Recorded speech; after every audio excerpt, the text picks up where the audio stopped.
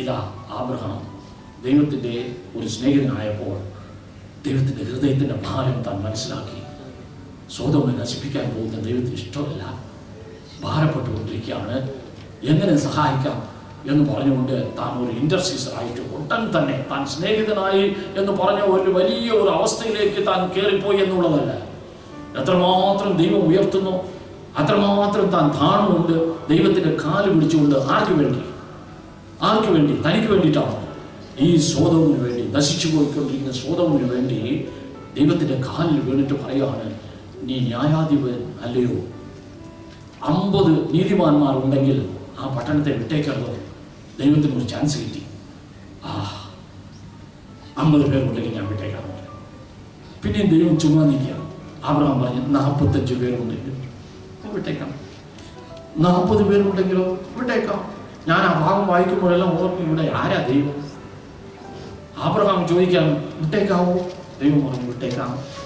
Abraham ചോദിച്ചു 45 വിട്ടേക്കാം, 40, 30, 20, 10 എന്ന് പറഞ്ഞതിന് ശേഷം ദൈവം പറഞ്ഞു വിട്ടേക്കാം. പക്ഷെ അബ്രഹാം വിചാരിച്ചു ഇതിന് കൂടുതൽ ചോദിക്കുന്ന അത്രയും നല്ലതല്ല എന്ന് നിർത്തി. ദൈവം പോയി 10 നീതിമാന്മാരെ കണ്ടില്ല, അതുകൊണ്ട് സോദോം നശിപ്പിച്ചു. ഞാൻ വിചാരിക്കുന്നു അവിടെ അബ്രഹാം നിന്നുകൊണ്ട് ഒരുത്തനുണ്ടെങ്കിൽ ദൈവം അപ്പോഴും പറഞ്ഞു വിട്ടേ. God was waiting for Abraham to ask. Abraham നിർത്തി, ദൈവം. പക്ഷെ ആ സമയത്ത് നമ്മൾ ഓർക്കണം, ദൈവത്തിൻ്റെ ആ ചിന്തകളെ മാറ്റി എടുക്കുവാൻ തക്കവണ്ണം അവൻ്റെ കാലിൽ വീണുകൊണ്ട് നിലവിളിക്കുന്ന ഒരു വ്യക്തി. അവിടെ നോക്കുമ്പോൾ അബ്രഹാം ചോദിക്കുന്നു, ദൈവം ഉത്തരം പറയുന്നു. അബ്രഹാം ചോദിക്കുന്നു, ദൈവം ഉത്തരം പറയുന്നു. അങ്ങനെയുള്ള ഒരു വലിയ പൊസിഷനിലേക്ക് ഒരു ഇന്റർസീസറായിട്ട് മാറുവാൻ തക്കവണ്ണം അവൻ ആത്മീയമായിട്ടുള്ള. മനസ്സിലായോ? ആദ്യം ദൈവമേ നീ ചെയ്ത നന്മകൾക്കായി സ്തോത്രം എന്ന് പറഞ്ഞ് ആരാധിച്ച അബ്രഹാം, ദൈവമേ നീ നീതിമാൻ, ഇങ്ങനെ ചെയ്യാവുള്ളൂ എന്ന് പറയുവാൻ തക്കവണ്ണമുള്ള ഒരു ഇന്റർസീസറായിട്ട്, ഒരു വാരിയറായിട്ട്, ഒരു സെൻസിറ്റീവ് പേഴ്സണായിട്ട്, സ്നേഹിക്കുന്നവനായിട്ട്, പണത്തെ അതിൻ്റെ സ്ഥാനത്ത് വയ്ക്കുന്നവനായിട്ട്, ഇങ്ങനെയെല്ലാം വളർന്നു വന്ന് ജീവിതത്തിൽ വീഴ്ചയും വന്നെങ്കിലും അവൻ്റെ അവസാന സമയത്തിൽ ഒരു ഇന്റർസീസറാണ്. ദൈവമക്കൾ മനസ്സിലാക്കണം, ആത്മീയത്തിൻ്റെ വളർച്ച എന്ന് പറയുന്നത് ദൈവം അംഗീകരിക്കുന്ന, ദൈവം ആഗ്രഹിക്കുന്ന ഒരു കാര്യമാണ്. നശിച്ചു പോയിക്കൊണ്ടിരിക്കുന്നവരെ ഒരു പരിധി വരെ ദൈവം ക്ഷമിച്ച് വിട്ടുകൊണ്ടിരിക്കും. പക്ഷെ ദൈവത്തിൻ്റെ ന്യായവിധി വരുമ്പോൾ ദൈവമേ ഒരു അല്പം കൂടെ ഒന്ന് വെയിറ്റ് ചെയ്യണമേ എന്ന് പറഞ്ഞുകൊണ്ട് ദൈവസന്നിധാനത്തിൽ നമ്മുടെ ആത്മീയതയുടെ അടിസ്ഥാനത്തിൽ നമുക്ക് പ്രാർത്ഥിക്കുവാൻ പറ്റുന്നുണ്ടെങ്കിൽ അതും ചെവി കൊടുക്കുന്ന ഒരു ദൈവമാണ് നമ്മുടെ ദൈവം. നമുക്ക് ആർക്കും രാജാക്കന്മാരാകാൻ പറ്റത്തില്ല, നമുക്ക് ആർക്കും വലിയ പ്രസിഡൻസ് ആകാൻ പറ്റത്തില്ല, നമുക്ക് എല്ലാവർക്കും ഇന്റർസെസർ ആകാൻ പറ്റും. മറ്റവർക്ക് വേണ്ടി ദൈവസന്നിധാനത്തിൽ നിലവിളിച്ചുകൊണ്ട് അനേകരുടെ ജീവിതങ്ങളെ ഈ നരകത്തിൽ നിന്ന് വിടുവിക്കുവാൻ നമ്മളെ കൊണ്ട് പറ്റും. ആ അവസ്ഥയിലേക്ക് നീങ്ങുവാനാണ് ആത്മീയത്തിൻ്റെ ഹൈറ്റ് ഓഫ് ദ സ്പിരിച്വാലിറ്റി. അങ്ങനെയുള്ള അവസ്ഥയിലേക്ക് അബ്രഹാം എത്തി. അതിനപ്പുറം ആത്മീയത്തിൽ പ്രൊമോഷൻ കൊടുക്കാൻ ഒന്നുമില്ല. കാരണം ദൈവത്തിൻ്റെ പ്ലാനുകളെ മാറ്റുവാൻ തക്കവണ്ണമുള്ള ഒരു ശക്തിയുള്ള ഒരു വ്യക്തിയായിട്ട് മാറുന്നു. അതിനപ്പുറം ഒന്നുമില്ല. അങ്ങനെയാണ് അബ്രഹാം, ഒരു വിഗ്രഹാരാധനക്കാരനായിരുന്ന അബ്രഹാം ഇതാ ദൈവത്തിൻ്റെ സന്നിധാനത്തിൽ ഒരു ഇന്റർസെസറായിട്ട് മാറും. ഇതുകൊണ്ട് എന്നാ സംഭവിച്ചെന്നറിയ, അവസാനമായിട്ട് അബ്രഹാമിന്റെ ജീവിതത്തിലുള്ള ഒരു കാര്യം 22-ാം അധ്യായത്തിൽ തന്റെ മകനെ യാഗം അർപ്പിക്കാനായിട്ട് ദൈവം പറയുക. 22-ാം അധ്യായത്തിൽ 1-ാം വാക്യം പറയുന്നു, അബ്രഹാമിനെ ദൈവം വിളിച്ചിട്ട് അബ്രഹാമേ എന്ന് വിളിച്ചപ്പോൾ അറിയാൻ ഇത് എന്ന് പറഞ്ഞ ഉടനെ ദൈവം പറയുന്ന ഒരു കാര്യം, ദൈവം വിളിക്കുന്നത് എല്ലാവർക്കും ഇഷ്ടമാണ്. പക്ഷേ ദൈവം എപ്പോഴും വിളിച്ചിട്ട് നിന്നെ വാളല്ല തലയാക്കും, നിന്നെ ഇവിടെ അല്ല അവിടെയാക്കും എന്നെല്ലാം പറഞ്ഞുകൊണ്ടിരിക്കുന്നതാണ് വിചാരിക്കുന്നത്. പക്ഷെ ദൈവം വിളിക്കുമ്പോൾ ഇങ്ങനെയും പറയും. അബ്രഹാമിനോട് പറയാണ്, ബ്ലണ്ടായിട്ട് പറയാണ്. 22-ാം അധ്യായത്തിന്റെ ആദ്യത്തെ വാക്യത്തിൽ അബ്രഹാമിനെ വിളിച്ചിട്ട് ദൈവം പറയാണ്, you go and take your sun, your only sun whom you love, go to the region of Moriah, sacrifice him there as a burnt offering on one of the mountains I will tell you. ഞാൻ കാണിക്കുന്ന ഒരു മലയിൽ, മോരിയ മലയുടെ സ്ഥാനത്ത് കടന്നുപോയി നിന്റെ ഏകജാതനായ മകനെ, നീ സ്നേഹിക്കുന്ന മകനെ കൊണ്ടുപോയി അവിടെ ഒരു യാഗമായിട്ട് അർപ്പിക്കും. ബ്ലഡ്. ഇതല്ല ഇമ്പോർട്ടൻറ്റ്. അതിൻ്റെ അടുത്ത വാക്യം നിങ്ങൾ വായിക്കും. early the next morning, Abraham got up and saddled his donkey. ദൈവം രാത്രിയിലാശം പറഞ്ഞത് ആദികാലത്തെ. ചിലപ്പോൾ ആ ഒറ്റ പദം കണ്ടിട്ട് ഞാൻ കരഞ്ഞിട്ടുണ്ട്. എന്നെ പറയുന്നേ, എൻ്റെ മകനെ യാഗം അർപ്പിക്കണം, ഒരു 5 ദിവസം ടൈം കൊടുക്കുക, അവിടുന്ന് തന്നെ വന്ന് തിരിഞ്ഞ് നോക്ക്, ഇതിലെന്നാ സന്തോഷിക്കാതിരിക്കുക. കാലത്തെ, അതികാലത്തെ ഏറ്റവും ആബ്രഹാമിന്റെ ജീവിതത്തിൽ അവൻ ആത്മീകനായി എന്നുള്ളതിന്റെ ഒരു ലക്ഷണം എന്താണ്? ദൈവം പറഞ്ഞു അപ്പം തന്നെ ചെയ്യണം. God said we will do it. പലപ്പോഴും നമ്മൾ ദൈവം പറയുന്നത് ചെയ്യും, പക്ഷെ ദൈവത്തോട് സമയം ചോദിക്കും. ദൈവം കുറച്ചുകൂടെ കഴിഞ്ഞ് റിട്ടയർ ആയതിനു ശേഷം എന്നെല്ലാം നമ്മൾ ദൈവത്തോട് പറയും, ഇല്ലെങ്കിൽ ഇന്ന കാര്യം ക്രമീകരിച്ചിട്ട്. ആബ്രഹാം പറയാണ്, ആബ്രഹാമത്തിനെ കുറിച്ച് പറയാണ്, early that morning. ആ ഒറ്റ വാക്യം, ആ ഒറ്റ പദം, it's not even a sentence.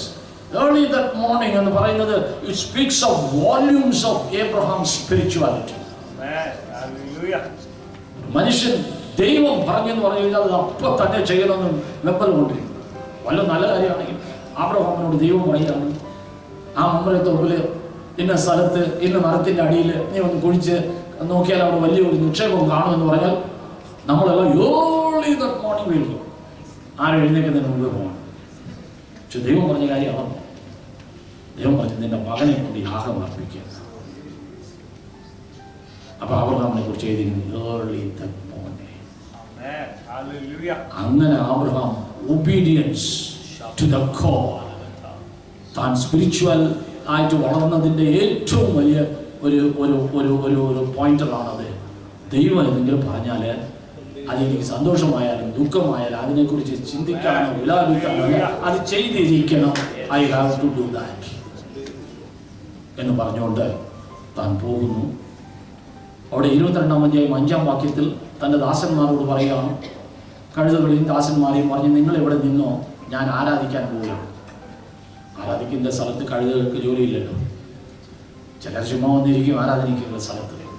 Abraham പറഞ്ഞു കഴുതകൾക്ക് ഇവിടെ നിന്നാൽ മതി, ആരാധിക്കാനായിട്ട് പോവുകയാണ്. എന്നാ ആരാധന? അറിയാതെ പോവുകയാണ്? ഇല്ല, അറിഞ്ഞിട്ടാണ് പോകുന്നത്. താൻ ആരാധിച്ച് ആരാധിച്ച് ആരാധിച്ച് ആരാധിച്ച് ആരാധിച്ച് ഈ നിലയിലേക്ക് എത്തിയ ദൈവം എന്നാ പറഞ്ഞാൽ അപ്പം തന്നെ ചെയ്തിരിക്കണമെന്ന് ആ അവസ്ഥയിലെത്തിയ ആബ്രഹാമിന്റെ ജീവിതത്തിൽ ഏറ്റവും പ്രയാസമായിട്ടുള്ള ആ സമയത്ത് ഇതിന് പകരം നിന്റെ സ്വത്തെല്ലാം വിറ്റിട്ട് നീ ഒരു ദരിദ്രനായിട്ട് അവസാനം വരെ ഇരിക്കുമെന്ന് പറഞ്ഞാൽ സന്തോഷത്തോടെ ചെയ്തേനെ. ആ അവസ്ഥയിൽ താൻ പറയാണ് ഞാൻ ആരാധിച്ചിട്ട് വരാം. ആരാധനയെ കുറിച്ച് നമ്മൾ എന്നെ മനസ്സിലാക്കിയിട്ടുണ്ടോ ഇല്ലയോ? ആബ്രഹാമിന് ഒരു കാര്യം മനസ്സിലായി, എൻ്റെ ദൈവത്തോട് ആയിരിക്കുന്ന സമയമെല്ലാം ആരാധനയാണ്. എൻ്റെ ജീവിതത്തിൻ്റെ എത്ര വലിയ പ്രശ്നങ്ങളോ പ്രയാസങ്ങളോ വന്നാലും അതിൽ ആരാധനയിൽ എനിക്കൊരു റിസൾട്ട് കിട്ടും. ഞാൻ കടന്നു പോകുന്നത് ഇത് എന്നാ സംഭവിക്കുമെന്ന് എൻ്റെ ചിന്തയിൽ വരുന്ന കാര്യമില്ല. I believe on the promises of God. കാരണം ആരാധനയ്ക്ക് പോകുന്നത് മാത്രമല്ല, ആരാധിച്ചിട്ട് മടങ്ങി വരാമെന്ന്. എൻ്റെ എക്സ്പെക്ടേഷൻസോ എക്സ്പ്ലനേഷൻസോ ഒന്നും ആവശ്യമില്ല. I believe on the promises of God which will be fulfilled. That is the place of worship. ദൈവത്തെ മുഴുവൻ മനസ്സോടുകൂടെ ആരാധിച്ച് വിശ്വസിച്ചുകൊണ്ട് കാര്യങ്ങൾ ദൈവത്തിന്റെ വാഗ്ദത്തങ്ങൾക്ക് ഒരു മാറ്റവും വരത്തില്ല എന്നുള്ള വിശ്വാസത്തോടുകൂടെ എന്നെ സംഭവിച്ചാലും സാരമില്ല എന്ന് ഞാൻ എവിടെ ദൈവത്തെ മീറ്റ് ചെയ്യുന്നു അതാണ് ആരാധന. ഇവിടെ വേറെ എൻ്റെ സഹായം കൊണ്ട് ഞാൻ വലിയ ധനവാനാണ്, എനിക്ക് ഒത്തിരി പൈസ ഉണ്ട്, ആൾക്കാരുണ്ട്, ഇതെല്ലാം ഒന്നും ഇവിടെ സഹായത്തിന് വരത്തില്ല. ദൈവത്തിന് മാത്രമേ സഹായിക്കുവാൻ സാധിക്കുകയുള്ളൂ എന്ന് ദൈവത്തിൽ പൂർണ്ണമായിട്ട് വിശ്വസിച്ചുകൊണ്ട്, ദൈവത്തിൻ്റെ വാഗ്ദത്തങ്ങളിൽ വിശ്വസിച്ചുകൊണ്ട് താൻ ആരാധിക്കാൻ കടന്നു പോകുന്നു. അവിടെ ആരാധനയുടെ മഹത്വം എന്താണെന്നറിയാമോ? തൻ്റെ മകൻ രക്ഷപ്പെടുന്നത് മാത്രമല്ല, ദൈവത്തെ ഒരു വ്യത്യസ്തമായിട്ടുള്ള ഒരു ഡയമെൻഷനിൽ താൻ കാണുന്നുണ്ട്. കത്തി എടുത്ത് കുത്തുന്നുണ്ട് ദൈവം പറഞ്ഞ് നിർത്തുക. എന്നുവെച്ചാൽ ദൈവത്തിന് സമയമൊന്നുമില്ല, തക്ക സമയത്ത് ദൈവം പ്രവർത്തിക്കും. നമ്മുടെ സമയത്തല്ല, അവൻ്റെ സമയത്ത്. ഒരു പുതിയ ഡയമെൻഷനിൽ ദൈവം കണ്ടപ്പോൾ അവിടെ ആബ്രഹാം പറയുകയാണ്, ഈ സ്ഥലത്തിന് യഹോവ ഈരേ. എല്ലാവർക്കും, അത് ആബ്രഹാം മാത്രമല്ല, ലോകത്തുള്ള സകലർക്കും വിശ്വാസികൾക്കെല്ലാം യഹോവ ഈരേ എന്ന് നമ്മൾ കേട്ടിട്ടുണ്ട്. ദൈവം കരുതിക്കൊള്ളും. ലോകത്തിന് ഒരു വലിയ വാഗ്ദത്തം വാങ്ങിക്കൊടുക്കുവാൻ തക്കവണ്ണമുള്ള ഒരവസ്ഥയായിട്ട് മാറി. ജീവിതത്തിൻ്റെ ഏറ്റവും പ്രയാസമുള്ള സമയത്തെ ഒരു ആരാധനയായിട്ട് മാറ്റിയെടുക്കുവാൻ ഒരു തികഞ്ഞ ആത്മീയന് മാത്രമേ സാധിക്കൂ. കാരണം നിങ്ങൾക്കറിയാമോ, ഈ സ്ഥലത്തിലുള്ള ആ ആബ്രഹാമിൻ്റെ വാക്കിലാണ് ആദ്യമായിട്ട് ഈ വേദപുസ്തകത്തിൽ മൂലഭാഷയിൽ വർഷിപ്പ് എന്ന് പറയുന്ന വാക്ക് വരുന്നത്. വേദപണ്ഡിതന്മാർ പറയുന്ന ആ ഉൽപ്പത്തി പുസ്തകം 22-ാം അധ്യായം 5-ാം വാക്യത്തിലാണ് ആരാധന എന്ന് പറയുന്ന ഒരു വാക്യം മൂലഭാഷയിൽ കിങ് ജെയിംസ് വേർഷനിലും വരുന്നത്. അപ്പൊ ഇത്രയും കാലം പലരും ആരാധിച്ചിട്ടുണ്ട്, ആബ്രഹാമും ആരാധിച്ചിട്ടുണ്ട്. പക്ഷെ ദൈവം ആരാധനയായിട്ട് ആദ്യമായിട്ട് ഒരു വാക്ക് എവിടെ വേദപുസ്തകത്തിൽ വരുന്നു അതിനൊരു പ്രത്യേക സിഗ്നിഫിക്കൻസ് ഉണ്ട്. The significance of the first mention എന്ന് വേദപണ്ഡിതന്മാർ പറയും. അങ്ങനെ ആദ്യമായിട്ട് ആരാധന എന്ന് പറയാൻ ദൈവം ഈ സ്ഥലത്തെ ഇങ്ങനെ മാറ്റി വെച്ചിരിക്കുകയാണ്. അബ്രഹാം ആരാധിച്ച് എല്ലാം വന്നാലും അവസാനം ആബ്രഹാമിൻ്റെ വായിൽ നിന്ന് തന്നെ ഞാൻ ആരാധിച്ചിട്ട് മടങ്ങി വരാം. വർഷിപ്പ് എന്ന് പറയുന്ന വാക്ക് നമ്മളിന്ന് വർഷിപ്പ് ചെയ്യുന്നുണ്ട്. എന്നാൽ ആബ്രഹാം വർഷിപ്പ് ചെയ്ത പോലത്ത് ഇതൊന്നുമില്ല. അവിടെ ഒരു പാസ്റ്ററുമില്ല, പാട്ടുമില്ല, പ്രാർത്ഥനയില്ല, സങ്കീർത്തനവുമില്ല, സ്തോത്രവാഴ്ചയില്ല, ഡ്രമ്മുമില്ല, കൊയറുമില്ല, ഒന്നുമില്ല. എന്നാൽ ദൈവം പറഞ്ഞു ഇതാണ് ആരാധന. എന്നെ പരിപൂർണമായിട്ട് വിശ്വസിച്ചുകൊണ്ട് നീ കടന്നു വന്ന് നിന്റെ ഏത് അവസ്ഥയിൽ നിന്ന് കടന്നു വന്ന് എന്നെ വിശ്വസിക്കുന്നു, എന്നെ നമസ്കരിക്കുന്നു, അതാണ് ആരാധന. ആ ആരാധനയിലേക്ക് നീങ്ങിപ്പോകാൻ തക്കൊണ്ട് നമ്മൾ വളർന്നുകൊണ്ടേയിരിക്കണം. എന്നാൽ ജീവിതത്തിൽ എത്ര വലിയ പ്രശ്നങ്ങൾ വന്നാലും നമുക്ക് പറയാൻ പറ്റും ആരാധനയിൽ അതെല്ലാം ശരിയാകും. ഞാൻ ആരാധിക്കുമ്പോൾ അതെല്ലാം ശരിയാകും. ആരാധിക്കുമ്പോൾ ഞാൻ അതിൻ്റെ പരിഹാരം കണ്ടുകൊണ്ടേ വരത്തുള്ളൂ എന്നുള്ള വിശ്വാസത്തോടുകൂടെ നമ്മൾ കടന്നു പോകുന്ന ആരാധനയാണ് ആബ്രഹാമിൻ്റെ ജീവിതത്തിൽ കാണുന്നത്. അതുകൊണ്ട് ഈ ദിവസങ്ങളിൽ നമ്മൾ ആരാധനയെക്കുറിച്ച് പലതും ചിന്തിച്ചെങ്കിലും നമ്മൾ മനസ്സിലാക്കേണ്ട ഒരു കാര്യം, ആരാധനയാണ് നമ്മുടെ ജീവിതത്തെ മാറ്റുന്നത്. The worship can transform us. The worship can transform all your life's incidences. ഒരു വലിയ ദുഃഖത്തെ പോലും ഒരു സന്തോഷമായിട്ട് മാറ്റുവാൻ ആരാധനയ്ക്ക് കഴിയും. എന്നെ മാറ്റും, എൻ്റെ ജീവിത സാഹചര്യങ്ങളെ മാറ്റുന്ന ഒരു സംഭവമാണ് ആരാധന. ആരാധനയ്ക്ക് വേണ്ടി നമ്മുടെ ശരീരത്തെ ജീവനും വിശുദ്ധിയും ദൈവത്തിന് പ്രസാദമുള്ള യാഗമായി സമർപ്പിക്കുന്ന പറയുന്ന ഒരു വാക്യമാണെങ്കിലും we have to take some decisions.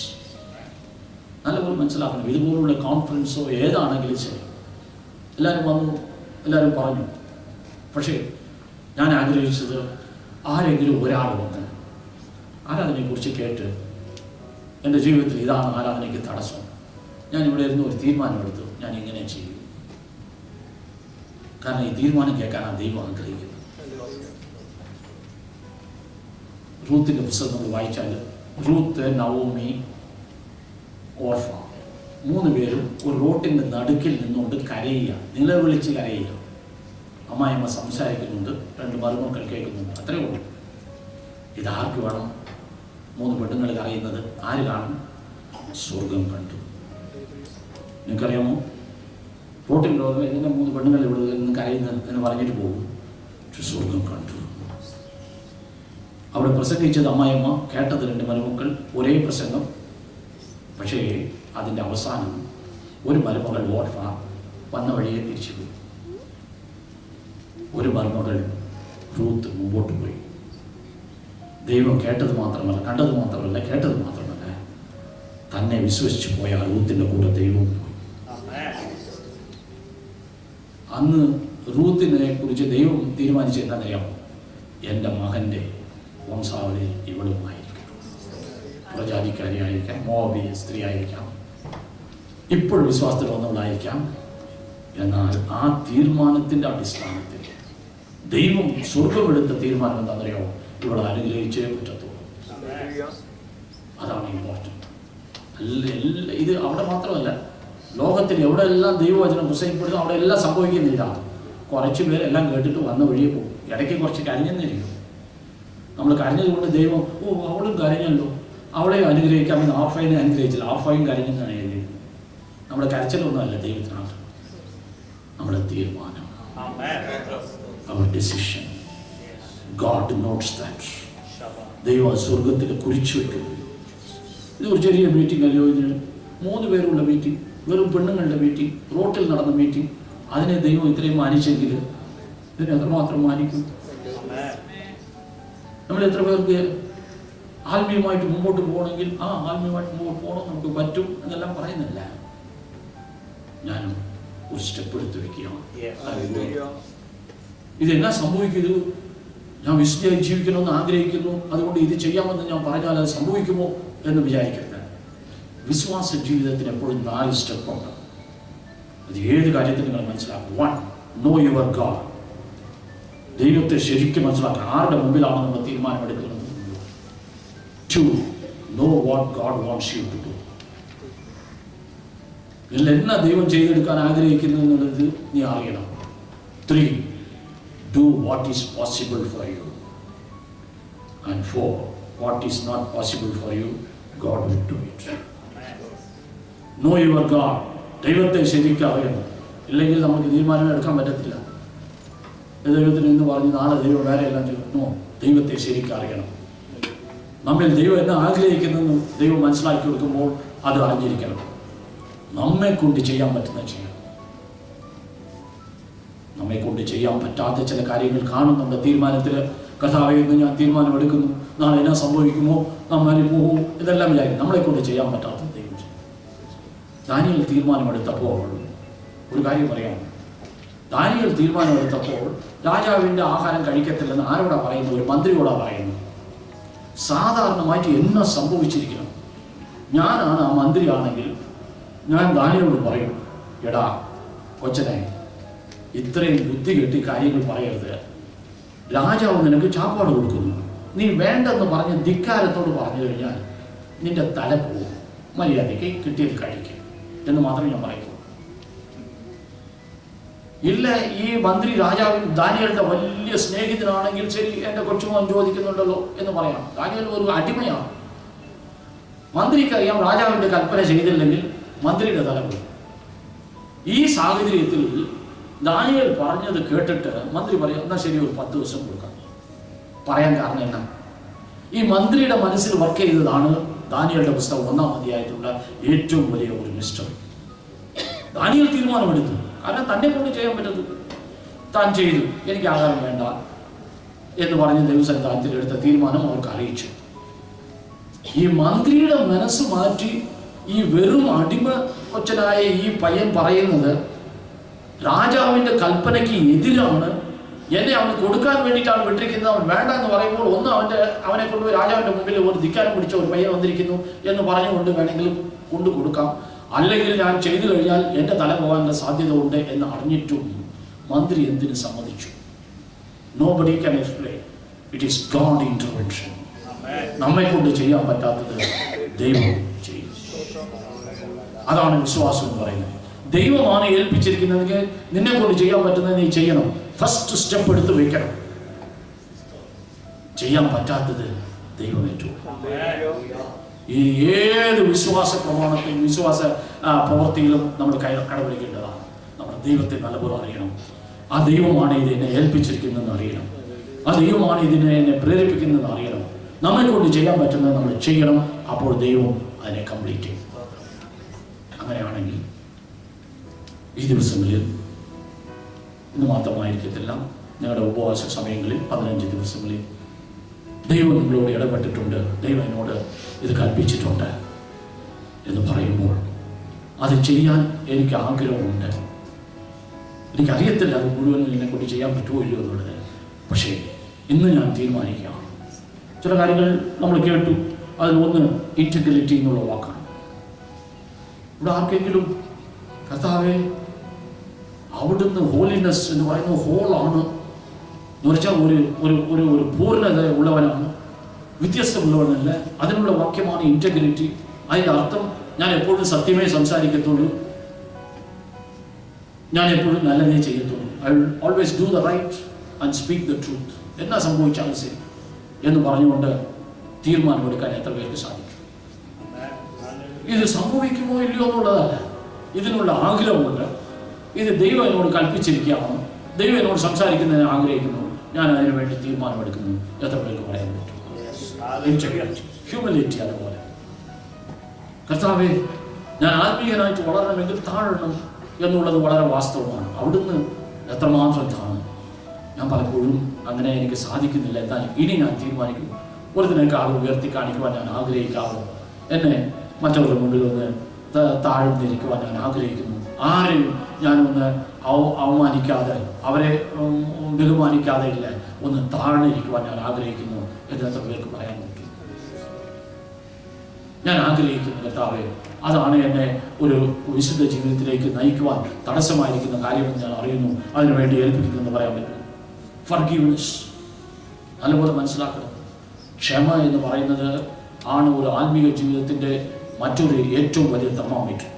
സ്നേഹം എന്ന് പറയും, എല്ലാവരും സ്നേഹിക്കുന്നു, അതിലൊന്നും അർത്ഥമില്ല. ഈ സ്നേഹം എന്ന് പറയുന്നത് അതിൽ ഏറ്റവും പ്രധാനമായിട്ടുള്ള ഒരു ഒരു ഒരു ഒരു പ്രകടനം എന്ന് പറയുന്നത് ക്ഷമിക്കുവാനുള്ള ഒരു ചിന്തയാണ്. ഇന്ന് ഇവിടെ ഒത്തിരി പേർ കാണും എപ്പോഴും മനസ്സിൽ ഒരു വൈരാഗ്യം വെച്ചുകൊണ്ട്, എപ്പോഴും കാണുമ്പോൾ അവൻ അന്ന് എന്നോട് അങ്ങനെ പറഞ്ഞല്ലോ, സമയം വരുമ്പോൾ കാണിച്ചു തരാം എന്ന് പറഞ്ഞു. നിങ്ങൾ എത്രമാത്രം ഈ ഫർഗീവ്നെസ് അകത്ത് വെച്ചുകൊണ്ടിരിക്കുന്നത്, ഈ ഗ്രഡ്ജ് അല്ലെങ്കിൽ വെഞ്ചൻസ്, ആ പക അകത്ത് വെച്ചുകൊണ്ടിരിക്കുന്നു. അതിൻ്റെ അർത്ഥം ആരോ പറഞ്ഞു, നമ്മൾ അവനെ വധിക്കാനായിട്ട് അല്ലെങ്കിൽ നമ്മളോട് കുറ്റം ചെയ്തവനെ ശിക്ഷിക്കാനായിട്ട് നമ്മൾ കാത്തിരിക്കുന്നത്, അത് ഈ ചിന്ത നമ്മുടെ മനസ്സിൽ വെച്ചിരിക്കുന്നത്, ഒരാൾ വീട്ടിനകത്ത് എലി ശല്യമായി എന്ന് പറഞ്ഞ് എലിക്ക് വേണ്ടി പാഷാണം വാങ്ങിക്കൊണ്ടുവന്ന് താൻ കുടിച്ചിട്ട് വിചാരിക്കുക എപ്പോഴാണ് എലി ചാകാൻ പോകുന്നത്? എലി ചാകത്തില്ല, നീയെ ചാകത്തു. മറ്റവന് വേണ്ടി എപ്പോഴും ഈ വിരോധം ഉണ്ടാക്കാം എന്ന് വിചാരിച്ചുകൊണ്ട് നമ്മുടെ ഹൃദയത്തിൽ എത്രമാത്രം പക വെച്ചുകൊണ്ടിരിക്കും, അത്രമാത്രം നീ സൂക്ഷിച്ച് ക്ഷീണിച്ചു വരും. അതുകൊണ്ടാണ് ദൈവം പറഞ്ഞു ഫർഗീവ്. പിന്നെ ദൈവം നമ്മളെ എത്രമാത്രം സ്നേഹിച്ചാലും പ്രാർത്ഥന പഠിപ്പിച്ചു കൊടുത്ത ദൈവം മറ്റെല്ലാത്തിനും പറഞ്ഞു, കർത്താവെ ഇന്നത്തെ ആഹാരം ഞങ്ങൾക്ക് ഇന്ന് തരണം.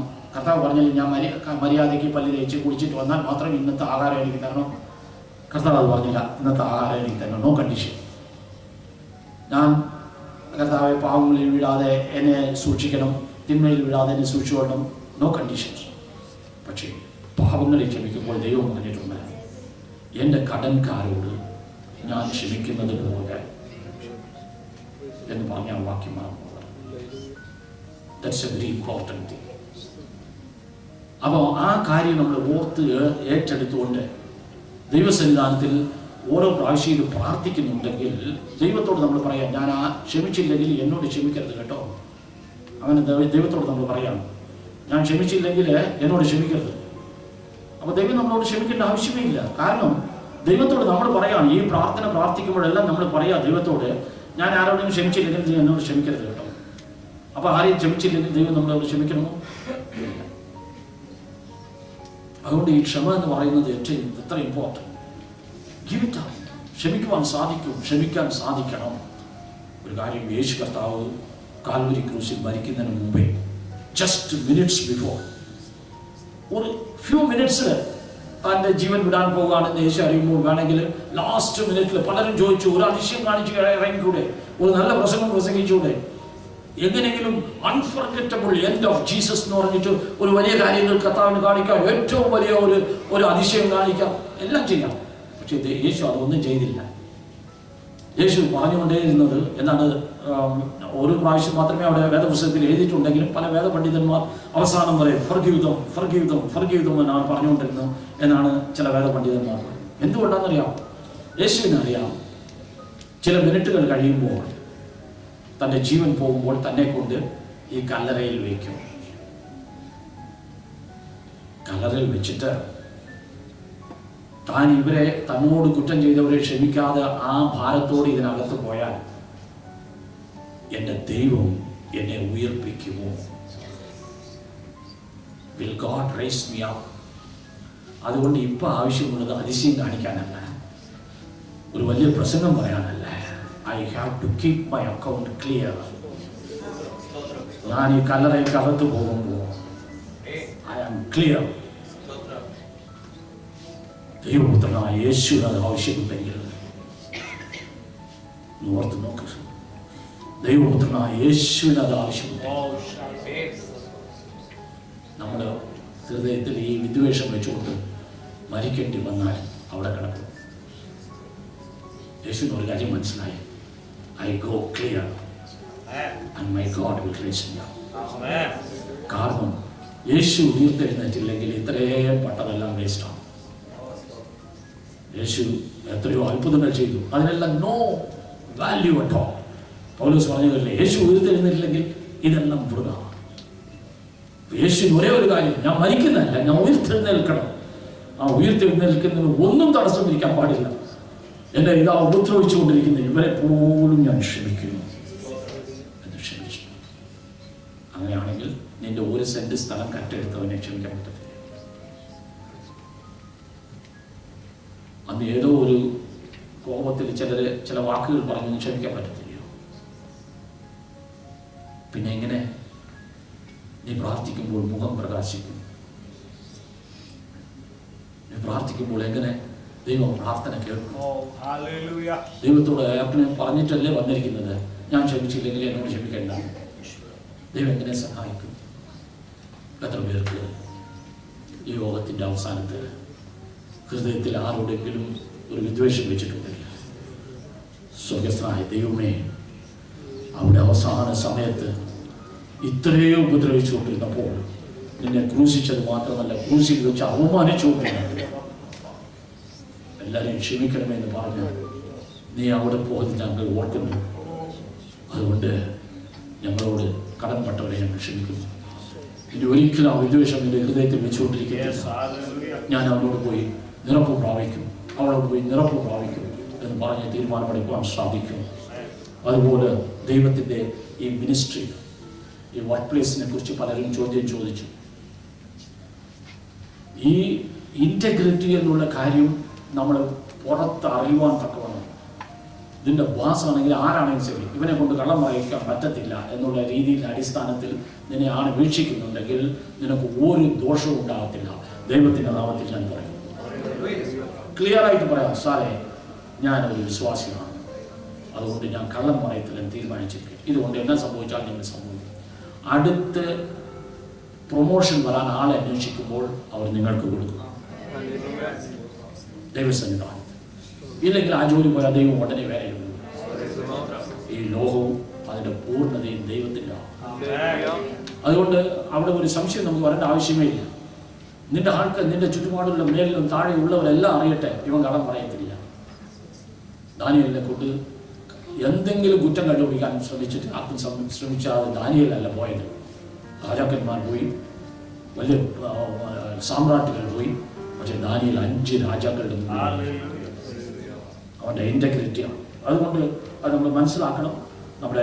നമ്മുടെ ജീവിതത്തിൻ്റെ മറ്റൊരു ലക്ഷ്യമാണ് പിശാചിനോട്. കർത്താവ് ഇതുവരെ പിശാച് എന്ന് പറഞ്ഞു കഴിഞ്ഞാൽ അതിന് എനിക്ക് ഒരു പ്രശ്നവുമില്ല, ഞാൻ അതിനോട് കൂടെ ഇടപെടത്തില്ല, പിശാച് വന്നാൽ ഞാൻ പാസ്റ്ററോട് പോയി പറയും എന്ന് മാത്രമേ പറഞ്ഞുകൊണ്ടിരുന്നത്. ഇല്ല, എനിക്ക് ചില പിശാചികളെ വിരട്ടണം.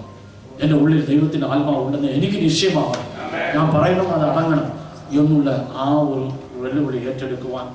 ഇതുപോലെ പല കാര്യങ്ങൾ നമ്മുടെ ജീവിതത്തിൽ കർത്താവ് കൊടുക്കുന്നത് മതി, ഉള്ളത് മതി, തൃപ്തിയായിരിക്കുവാൻ, ദൈവം തരുമ്പോൾ മതി എന്ന് വിചാരിച്ചുകൊണ്ട് തൃപ്തിയായിരിക്കുവാൻ, ഇങ്ങനെ പല കാര്യങ്ങൾ നമ്മുടെ ജീവിതത്തിൽ തീരുമാനമെടുക്കുവാൻ ദൈവം സഹായിച്ചാൽ എനിക്ക് തോന്നുന്നു നിങ്ങൾ ഈ 15 ദിവസം ഉപവസിച്ചതും ഈ ദിവസങ്ങളിൽ കേട്ട എല്ലാ ദൈവവചനങ്ങളും നമ്മുടെ ജീവിതത്തിന് ഒരു അനുഗ്രഹമായിട്ട് തീരും.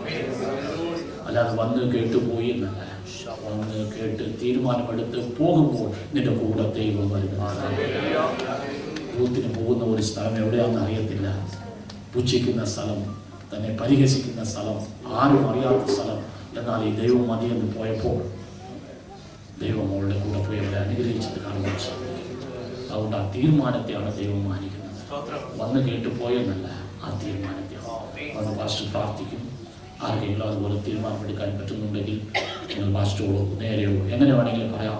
പക്ഷേ ചില തീരുമാനമെടുത്തുകൊണ്ട് പോകാൻ ദൈവം നിങ്ങളെ സഹായിക്കും. Hallelujah, hallelujah. ഈ ദിവസം ദൈവത്തിന്റെ ആത്മാവ് നമ്മൾ ശക്തമായി സംസാരിച്ചുകൊണ്ടിരിക്കുന്നു. ഈ 3 ദിവസവും ദൈവത്തിന്റെ ആത്മാവ് നമ്മോട് പറഞ്ഞത്, നാം മനസ്സ് വെച്ച നമ്മൾ കർത്താവിന്റെ വചനപ്രകാരം വിശുദ്ധരായി ഈ ലോകത്ത് ജീവിക്കാൻ പറ്റും. ഈ ലാസ്റ്റ് സെക്ഷനിൽ നമ്മോട് ദൈവത്തിന്റെ ആത്മാവ് സംസാരിച്ചത്, നാം ഒരു തീരുമാനമെടുത്താൽ ആ തീരുമാനത്തെ ആദരിക്കുന്ന ഒരു സ്വർഗമാണ്. ഇന്ന് പകലിൽ ഒരു ചോദ്യം ചോദിക്കട്ടെ. കഴിഞ്ഞ ദിവസങ്ങൾ കേട്ട വചനപ്രകാരം ഈ കർത്താവിന് വേണ്ടി എനിക്ക് വിശുദ്ധിയോടെ പൂർണ്ണതയോടെ ലോകത്തിന് അനുരൂപപ്പെടാതെ എനിക്ക് ജീവിക്കണമെന്ന് എത്ര പേര് ഹൃദയത്തിൽ തീരുമാനിച്ചു? കഥാദാസനോട് പറഞ്ഞല്ലോ, വഴിയരികിൽ നിന്നുകൊണ്ട് രൂത്തും കരഞ്ഞു, ഓർപ്പയും കരഞ്ഞു. പക്ഷേ ഓർപ്പയുടെ കരച്ചിൽ മാത്രമായി നിൽക്കുമ്പോൾ രൂത്ത് ഒരു തീരുമാനമെടുത്തു, ഈ ദൈവം എൻ്റെ ദൈവം. നമുക്കറിയാം, യേശുവിന്റെ വംശാവലി വായിക്കുമ്പോൾ ഒരു യോഗ്യതയില്ലാതെ മോവാബ് സ്ത്രീയായിരുന്ന രൂത്ത് യേശുവിന്റെ വംശാവലിക്കകത്ത് പെടാനിടയായിരുന്നു. ദാവീദിന്റെ വല്യമ്മച്ചിയായി അവൻ വേദപുസ്തകങ്ങളെ പരിചയപ്പെടുത്താൻ ഒറ്റ കാര്യം അവളെടുത്ത തീരുമാനമാണ്. കഥാദാസൻ നമ്മളെ ഓർപ്പിച്ച പോലെ നമ്മളെ കൊണ്ട് സാധിക്കുന്ന ചെയ്യാൻ ഈ പകൽ തീരുമാനിക്കുമ്പോൾ നമ്മുടെ ബലഹീനതയിൽ തുറന്നു നിൽക്കുന്ന, നമ്മളെ കൊണ്ട് കഴിയാത്തത് നമുക്ക് വേണ്ടി ചെയ്തു തരുന്ന ഒരു നല്ല കർത്താവ് നമുക്ക് വേണ്ടിയുണ്ട്. എത്ര പേർ ഇന്ന് പകൽ വിശ്വസിക്കുന്നു? ഇന്ന് പകൽ എൻ്റെ ജീവിതത്തിന് മാറ്റം വേണം. ഇനി ഞാൻ പുറകോട്ടല്ല കാല് വെക്കുന്നത്, മുൻപോട്ട് കാല് വെക്കാൻ തീരുമാനിച്ചു എന്ന് അവൻ ഹൃദയത്തെ തീരുമാനിച്ചവർ ദൈവസ്ഥലത്ത് എഴുന്നേറ്റാൽ നിങ്ങളുടെ സമർപ്പണമായി ഇത് പകൽ തീരുമാനത്തെ സ്വർഗം എല്ലാ കണ്ണിലും പടയട്ടെ. ആ തീരുമാനത്തെ സ്വർഗം ആദരിക്കട്ടെ. ഹല്ലേലൂയ. ആത്മീയതയിൽ വളർന്ന അബ്രഹാം ഏറ്റവും ഉന്നതിൽ നിൽക്കുമ്പോൾ കർത്താവിനോട് പറയുന്നു, നീ ഏറ്റവും ഇഷ്ടപ്പെടുന്നതിന്, നീ ഏറ്റവും സ്നേഹിക്കുന്നതിനെ എനിക്ക് വേണ്ടി യാഗം അർപ്പിക്കണം. അതിനുവേണ്ടി ഒരു സെക്കൻഡ് വേസ്റ്റ് ചെയ്യാതെ, ഒരു ദിവസത്തെ സാവകാശം ചോദിക്കാതെ രാവിലെ എഴുന്നേറ്റ് കർത്താവ് പറഞ്ഞത് ചെയ്യാനായി ഇറങ്ങി തിരിച്ചത് അബ്രഹാമിനെ കുറിച്ച് ഇന്ന് നാം കേട്ടല്ലോ. നാം കേട്ട ദൂത് അബ്രഹാം പറയുന്നു, ഞാൻ ആരാധിച്ചിട്ട് മടങ്ങി വരും. ഇന്ന് പകലിൽ കർത്താവ് പറഞ്ഞത് ചെയ്യുന്നിടമാണ് ഇവിടെ ആരാധന. കർത്താവ് പറഞ്ഞത്, കർത്താവ് ആവശ്യപ്പെടുന്നത് നമ്മിൽ നിന്ന് പൂർത്തീകരിക്കപ്പെടുന്നതാണ് അവൻ നമ്മുടെ ആരാധന സ്ഥാനം എന്ന് പറയുന്നത്. ഇന്ന് പകൽ ആരാധനയ്ക്കായി എത്ര ദൈവത്തെ സമർപ്പിക്കപ്പെടും. ഏറ്റവും സ്നേഹിച്ചതിനെ അർപ്പിക്കുവാൻ കർത്താവ് പറയുമ്പോഴും അതിനെ ഒരു ആരാധനയായി കണ്ട അബ്രഹാം ഇന്ന് പകൽ നമ്മുടെ മുമ്പിൽ നിൽക്കുമ്പോൾ, കർത്താവേ നിന്നെ ആരാധിപ്പാൻ ഞാൻ തയ്യാറാണെന്ന് എത്ര പേർ പറയുന്നു? ഹല്ലേലൂയ. ഈ ലോകം നമുക്ക് യോഗ്യമല്ല, ഈ ലോകം നമുക്ക് അനുകൂലമല്ല. പക്ഷെ എന്നും അനുകൂലമായി നിൽക്കുന്ന, കൂടിയിരിക്കുന്ന ഒരു കർത്താവ് നമ്മുടെ കൂടെയുണ്ട്. വിശ്വസിക്കാം, ഒരു വിഷയം പാടാം, ഒരു വിഷയം ദൈവത്തിന് മഹത്വം കൊടുക്കാം. ലോകമേതും യോഗ്യമല്ല നമുക്ക്.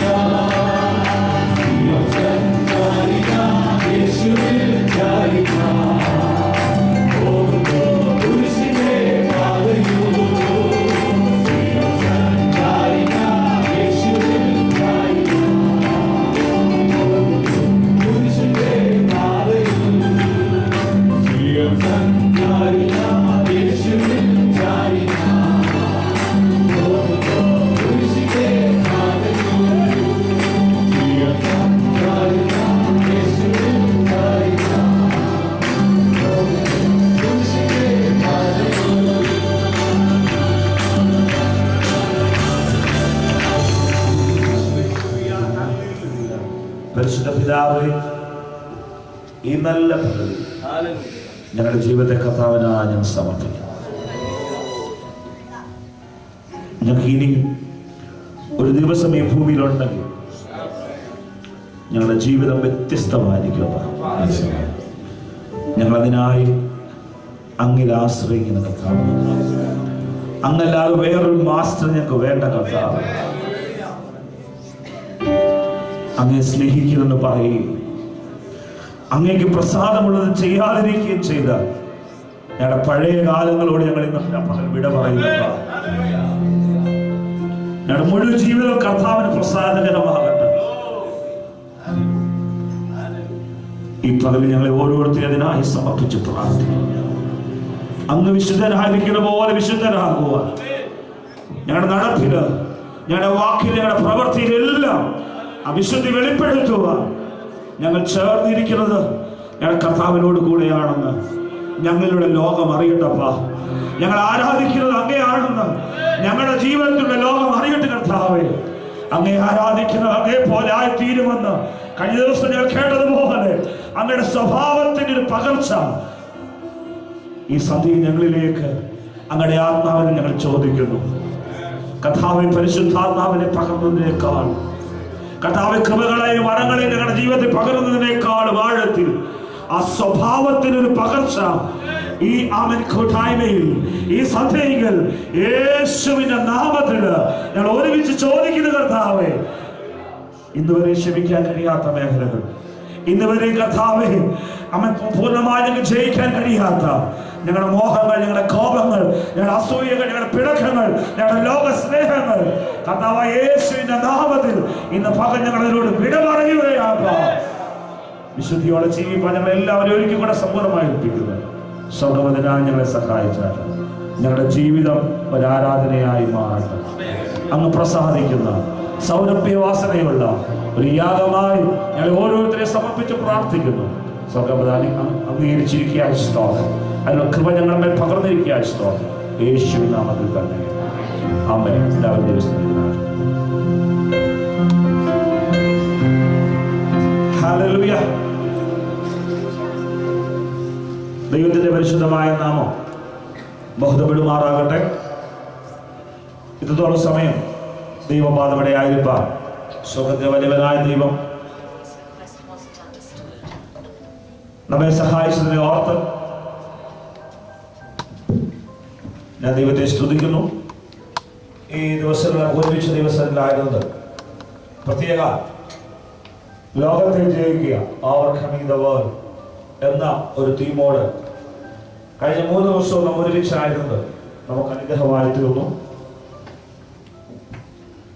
നമ്മുടെ ജീവിതത്തിൽ വളരെ ലളിതമെങ്കിൽ മറഞ്ഞു കിടന്ന പലതിനെയും തിരിച്ചറിയാൻ കർത്താവ് നമ്മെ സഹായിച്ചു. എന്താണ് നമ്മുടെ ജീവിത ലക്ഷ്യമെന്ന്, എന്താണ് നമ്മുടെ ആരാധനയെന്ന്, എന്താണ് കർത്താവ് പ്രസാദിക്കുന്ന ജീവിതമെന്ന് തിരിച്ചറിയുവാൻ കർത്താവ് നമ്മെ സഹായിച്ചു. എൻ്റെ ജീവിതത്തിൽ അത് വളരെ അനുഗ്രഹമായി തീർന്നു. ആമേൻ. ഒരു കാര്യം ബോധ്യമാകുന്നു, നമ്മളെ കൊണ്ട് സാധിക്കുന്ന ഒന്ന് തന്നെയാണ് വിശുദ്ധ ജീവിതം പറയുന്നത്. നമ്മളെല്ലാം വിശുദ്ധമായ ജീവിതത്തിലാണ്. കർത്താവ് ആഗ്രഹിക്കുന്ന 100% നമുക്ക് വരാൻ സാധിക്കും. അത് നമ്മെ സഹായിക്കും. ഞാൻ സാധാരണ പറയുന്ന പോലെ അവൻ ദൈവം എന്ന് പറയുന്ന മൂന്ന് അർത്ഥങ്ങളാണ്. അതിൽ കർത്താവ് നമ്മുടെ കൂടെയുണ്ട്, പരിശുദ്ധാത്മാവ് നമ്മുടെ കൂടെയുണ്ട്. അപ്പോൾ ദൈവം എന്ന് പറയുന്നത് ആക്ച്വലി നമ്മുടെ ഉള്ളിൽ തന്നെ ഉണ്ട്. അവനാൽ നമുക്ക് ഈ ലോകത്തെ ജയിക്കാൻ പറ്റും. അത് വിശ്വസിക്കുന്നതൊന്നും സ്വന്തം പറഞ്ഞാൽ ഹല്ലേലൂയ.